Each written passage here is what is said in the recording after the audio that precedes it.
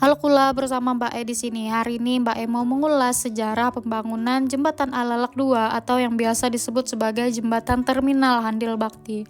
Jadi pada akhir tahun 90-an hingga awal 2000-an, Jembatan Kayu Tangi yang sekarang disebut sebagai Jembatan Alalak 1 atau Jembatan Basit menjadi satu-satunya jalur utama yang menghubungkan kota Banjarmasin dengan Kabupaten Barito Kuala dan menjadi bagian penting dari jalur Trans Kalimantan.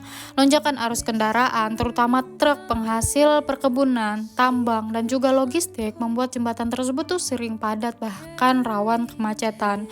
Kemudian pemerintah mulai merencanakan pembangunan jembatan yang menjadi alternatif untuk mengurai kemacetan tersebut.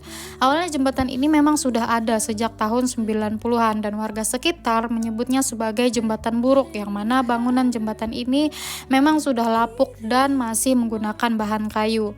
Dan awal tahun 2000-an jembatan buruk ini pun mulai dibangun dan diresmikan sebagai Jembatan Alalak 2.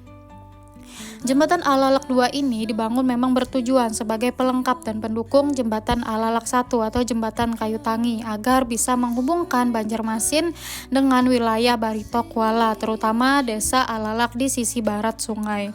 Dan sejak beroperasi, Jembatan Alalak 2 ini sudah membantu mengurai kemacetan di jalur utama, mempercepat distribusi hasil pertanian dan perikanan dari Barito Kuala, serta mempermudah akses warga menuju pusat kota Banjarmasin.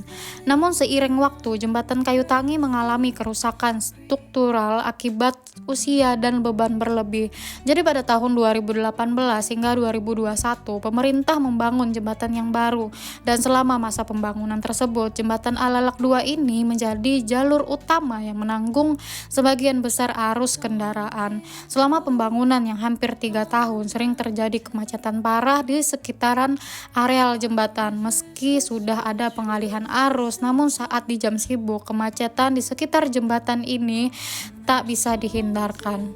Namun setelah Jembatan Alalak 1 rampung dan diresmikan pada tahun 2021, Jembatan Alalak 2 ini tetap difungsikan sebagai jalur alternatif, meski intensitas kendaraan tidak sepadat masa pembangunan jembatan baru. Dan jembatan ini pun sekaligus menjadi salah satu ikon penghubung yang memiliki nilai historis bagi warga Banjarmasin dan Barito Kuala.